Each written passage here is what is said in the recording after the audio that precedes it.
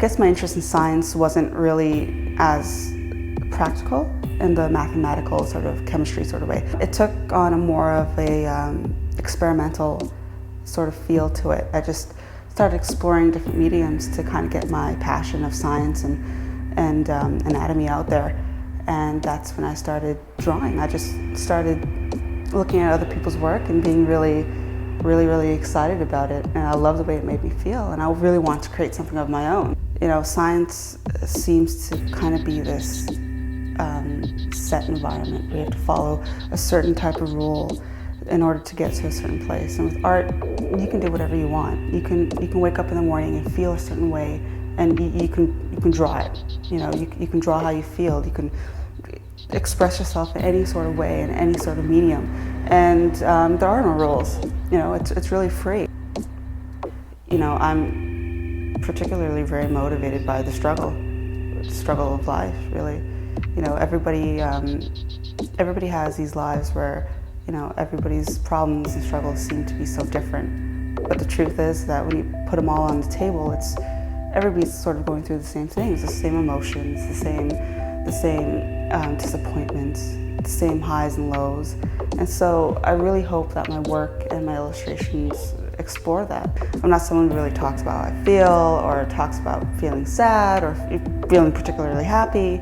But when I'm sitting down and drawing and the ideas just start coming out, it definitely reflects a lot of my own experiences, which may not be all bad, you know, even though it looks quite vulnerable.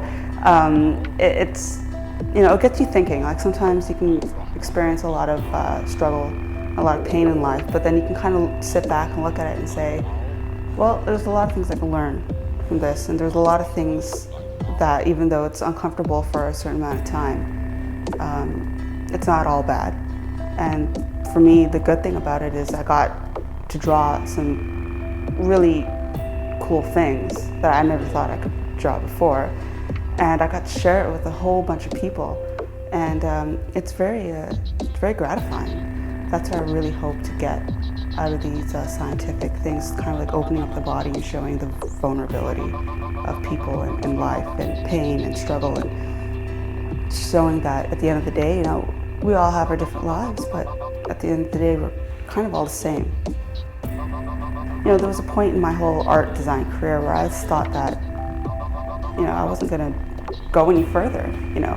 You just feel like, oh, I'm stuck in a rut, and I don't know if this is gonna really pan out. But you keep doing it because you love it, right? You can't stop because you really love what you do.